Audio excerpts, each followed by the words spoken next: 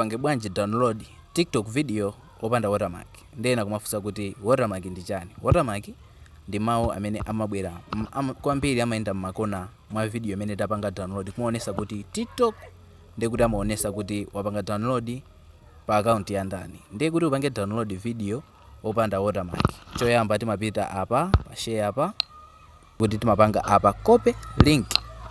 Tikapanga copy link timapita ku browser aliyense. Ndiye apa mwa ifeyo tiuza Chrome. Ndiye tikapita ku Google Chrome tipita ku mutangoseja kuti Snaptic. Sanza baba tilembe kuti Snaptic.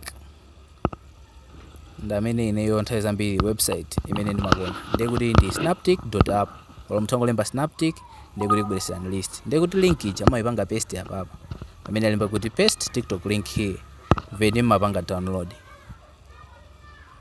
Ndiye mukapanga apa maidikirira ilode. Ikaloda ndiye kuti musesereka mupanga apa lemba kuti download pa.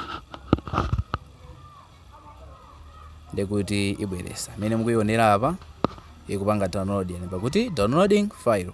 Apa yamaliza. Takuyipanga view tione kuti ndi chonchodi.